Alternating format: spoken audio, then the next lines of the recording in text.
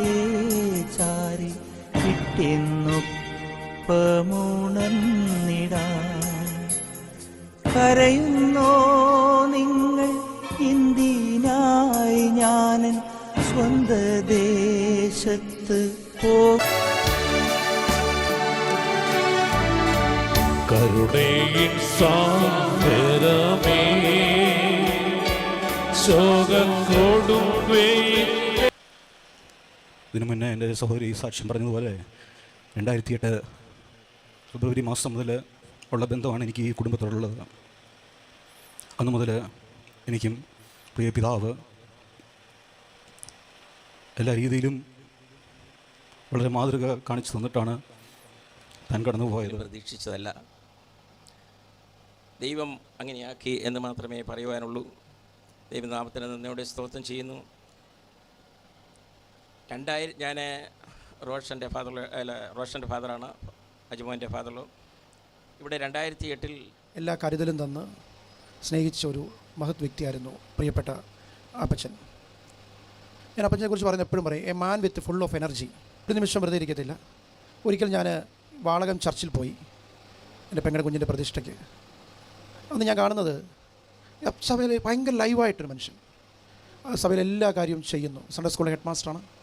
തൻ്റെ കൊച്ചുമക്കളോട് കുടുംബത്തോടൊപ്പം പ്രാർത്ഥിച്ച് ആ സഭയിലെ ഒരു നെടുന്തൂണായിട്ടിരിക്കുന്നു. തന്നെ ഭക്തനായിരുന്നു. അപ്പം നമ്മുടെ മനസ്സിൽ ക്വസ്റ്റ്യൻ ഉണ്ടാവും, ഈ ഭക്തനായ മനുഷ്യൻ എന്തുകൊണ്ട് ഇത് സംഭവിച്ചു എന്ന്.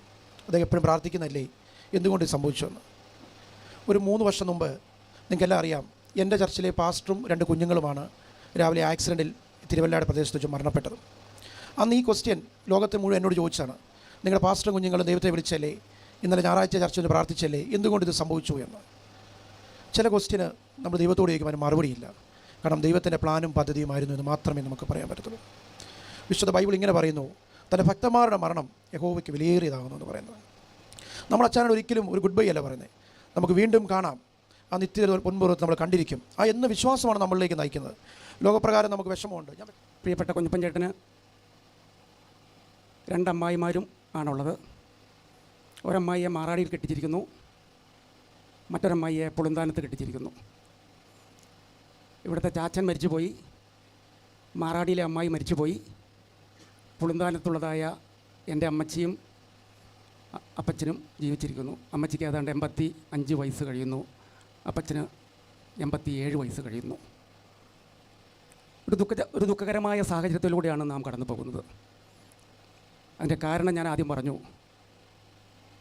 വളരെ പ്രായമുള്ളവർ ജീവിച്ചിരിക്കുന്നു. എന്നാൽ ഈ ദുഃഖത്തിൻ്റെ ഉള്ളിലും ഉള്ളതായ ആ പ്രത്യാശ കുടുംബാംഗങ്ങൾ എന്നുള്ള നിലയിൽ ഞങ്ങൾക്ക് മനസ്സിലൊരു സന്തോഷം നൽകുന്നു. ഞാൻ ആ ഒരു വശത്തേക്ക് ഇപ്പോൾ കിടക്കാനായിട്ട് ആഗ്രഹിക്കുന്നില്ല. നിങ്ങൾ കേട്ട് നിങ്ങളുടെ കർണപടം തഴമ്പിച്ചിട്ടുണ്ട് എന്നെനിക്കറിയാം. എന്നാൽ ഭവനവുമായിട്ട് ബന്ധപ്പെട്ട വളരെ ചുരുക്കം കാര്യങ്ങൾ. പ്രിയപ്പെട്ട അജു എന്നെ ചേട്ടായി എന്നാണ് വിളിക്കുന്നത്. ശരിക്കും എൻ്റെ സഹോദരനാണ് കുഞ്ഞപ്പൻ ജ്യേഷ്ഠൻ. ശരിക്കും എന്നെ ചാച്ചനെന്നാണ് വിളിക്കേണ്ടത്.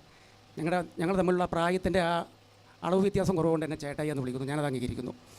ചേട്ടായി, എനിക്കൊരു സ്കൂട്ടർ വാങ്ങിക്കണം. എന്തിനടാ? പപ്പയ്ക്കൊരു സ്കൂട്ടർ മേടിച്ചു കൊടുക്കണം. ഇലക്ട്രിക് സ്കൂട്ടറിന് എത്ര രൂപയാവും? ഞാൻ പറഞ്ഞു, ഇലക്ട്രിക് സ്കൂട്ടർ ഇപ്പോൾ 50,000 രൂപ മുതൽ 1.5 ലക്ഷം വരെയുള്ള ഇലക്ട്രിക് സ്കൂട്ടറുകളുണ്ട്. നമുക്ക് ഇലക്ട്രിക് സ്കൂട്ടർ ഒന്നും മേടിക്കേണ്ട, അത് പെട്ടെന്ന് കംപ്ലയിൻറ്റ് വരും. അതുകൊണ്ട് ഞാൻ പറഞ്ഞു, ഇപ്പോഴത്തെ ജൂപ്പിറ്ററൊക്കെ നല്ല സ്കൂട്ടറാണ്, നല്ല മൈലേജൊക്കെ കിട്ടും എന്നൊക്കെ പറഞ്ഞ് ഇനി ഏതായാലും ഈ ഒരു ആവശ്യത്തിന് അജുവിന് സ്കൂട്ടർ മേടിക്കേണ്ടതായ ആവശ്യമില്ല. ആ ദുഃഖം അവിടെ അവശേഷിക്കുന്നു. ഞാനിവിടെ അമ്മ വീട്ടിൽ വന്നു കഴിഞ്ഞാൽ എന്നെയും പിടിച്ചുകൊണ്ട് നേരെ പുഴയിലേക്ക് പോകും. വല വിരിക്കും, മീൻ പിടിച്ചുകൊണ്ട് വന്ന് ഞങ്ങൾക്ക് തരും. സ്വന്തം പണ്ട് കാലത്ത് കന്നാലികളെ പോലും പേരിട്ട് വിളിക്കുന്ന ഒരു സ്വഭാവമായിരുന്നു. ഞാൻ ആ വിഷയത്തിലേക്കൊന്നും സമയം ചുരുക്കം കൊണ്ട് അങ്ങോട്ടൊന്നും കടക്കുന്നില്ല. താൻ പ്രവർത്തിച്ച മേഖലകളിലൊക്കെ കാൽപന്ത് കളി എന്ന മേഖലയിൽ ആശാനായിരുന്നു. ഇന്ന് വരെ, ഈ കഴിഞ്ഞ ദിവസം വരെ ഷട്ടിൽ കളിയിൽ ഇപ്പോഴും ആശാനായിട്ട് തുടരുന്നു. താൻ പ്രവർത്തിക്കുന്ന മേഖലകളിൽ, അത് സഭയാകട്ടെ മറ്റ് മേഖലകളാകട്ടെ, അവിടെയെല്ലാം വളരെ ഉത്സാഹത്തോടെ. എനിക്കറിയാം, നേരത്തെയൊക്കെ മറ്റുള്ളവർ ഒരു പഞ്ചായത്ത് മെമ്പർ അല്ലായിരുന്നിട്ട് പോലും പഞ്ചായത്ത് മെമ്പറോട് പറയുന്ന പോലെ ആളുകൾ വന്ന് സംസാരിക്കുന്ന അവസ്ഥ. ഞാനൊന്നും അതിലേക്കൊന്നും കിടക്കുന്നില്ല. നിങ്ങൾ നൽകിയതായ ഈ നല്ലൊരു യാത്രയയപ്പ് ഈ യാത്രയപ്പ് ഏറ്റവും മഹത്തരമാണെന്ന് അറിയുന്നു. കുഞ്ഞുമ്മൻ ചേട്ടന് ഏറ്റവും അനുചിതമായ യാത്രയപ്പ് നൽകുവാനായിട്ട് ഇവിടെ വന്നതായ നിങ്ങളോട് ഓരോരുത്തരോടും ഇവിടെ ഇരിക്കുന്ന ഔദ്യോഗികമായിട്ടുള്ള നന്ദി പറയും. ഞാൻ കുടുംബാംഗം എന്നുള്ള രീതിയിൽ നന്ദി പറഞ്ഞുകൊണ്ട് എൻ്റെ വാക്കുകളിൽ നിന്ന് വിരമിക്കുന്നു. ദൈവം നമ്മെ അനുഗ്രഹിക്കട്ടെ. പ്രവർത്തിച്ചതൊന്നും എനിക്ക് ഈ സമയം പറയാതിരിക്കാൻ സാധ്യമല്ല. വീട്ടിലെ എല്ലാ കാര്യങ്ങളിലും പപ്പ ഞങ്ങൾക്ക് എല്ലാവർക്കും വളരെ ആശ്രയമായിരുന്നു. ഒന്നിനും പപ്പ മാറി നിൽക്കത്തില്ലായിരുന്നു.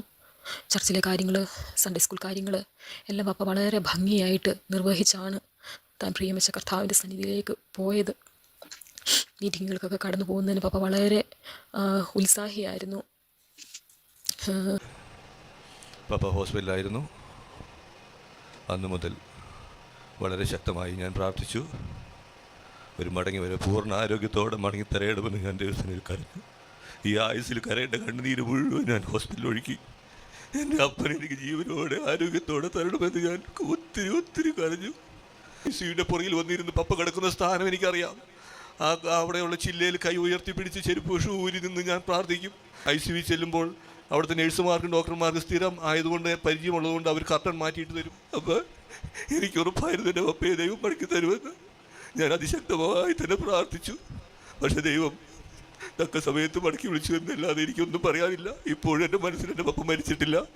കാരണം എനിക്ക് മുന്നോട്ട് എങ്ങനെ നടക്കേണ്ടതെന്ന് പോലും അറിയില്ല.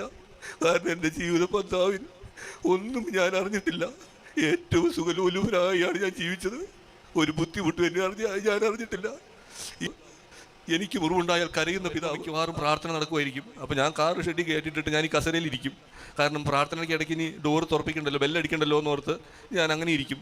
കാരണം ഞാൻ വരുമ്പോൾ കാണുന്നത് പപ്പയും ഗർഷവും ആഴ്വിനും മുട്ടയിൽ നിന്ന് തല നെറ്റി നിലത്ത് മുട്ടിച്ച് നിന്ന് പ്രാർത്ഥിക്കുന്ന അവസ്ഥയാണ്. ആ രീതിയിലാണ് പപ്പ മക്കളെ പഠിപ്പിച്ചേക്കുന്നത്. ദൈവവചനത്തിലുള്ള കാര്യത്തിൽ എപ്പോഴും മുൻപന്തിയിലായിരുന്നു. പപ്പയെക്കുറിച്ച് എനിക്ക് സൗണ്ട് ഇല്ല ഒട്ടും. എൻ്റെ ചർച്ചിന് വേണ്ടി, ആത്മീയ എല്ലാ കൂട്ടായ്മകൾക്ക് വേണ്ടി പപ്പ ഒത്തിരി അധ്വാനിച്ചു. ഇവിടെ ടെക്സ്റ്റിൽ എഴുതിയേക്കുന്ന പോലെ തന്നെ ഞാൻ നല്ല പോർ പൊരുതി ഓട്ടം തികച്ചു, വിശ്വാസം കാത്തു, ഇനി നീതിയുടെ കിരീടം എൻ്റെ പപ്പയ്ക്കായിട്ട് വെച്ചിരിക്കുന്നു. ഒരു വിഷമേ ഉള്ളൂ, കഴിഞ്ഞ 4.5 വർഷത്തിനിടയ്ക്ക് വന്ന് കാണുവാൻ പറ്റിയില്ല. ഇനി പ്രത്യാശയുടെ മുഖം അവിടെ കാണാമെന്ന് വിശ്വാസത്തോടെ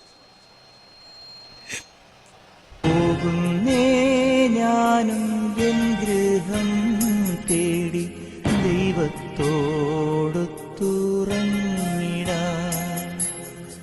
എത്തുന്നേ ഞാനെൻ നാഥന്റെ ചാരി പിറ്റെന്നൊപ്പമുണർന്നിടാൻ. കരയുന്നോ നിങ്ങൾ ഇന്ത്യനായി ഞാനൻ സ്വന്ത ദേശത്ത് പോകുമ്പോൾ?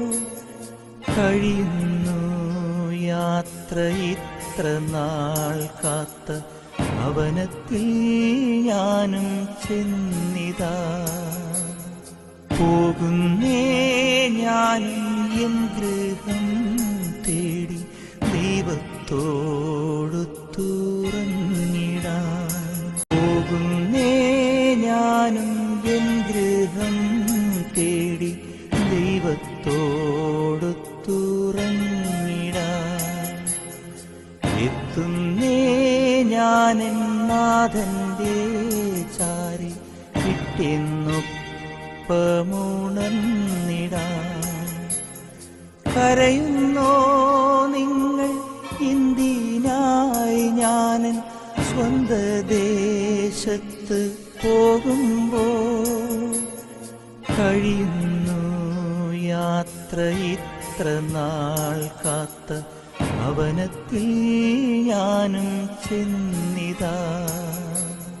പോകുന്നേ ഞാനും എൻ ഗൃഹം തേടി ദൈവത്തോടൊത്തുറങ്ങിടാൻ. പോകുന്നേ ഞാനും എൻ ഗൃഹം തേടി ദൈവത്തോടൊത്തുറങ്ങിടാൻ.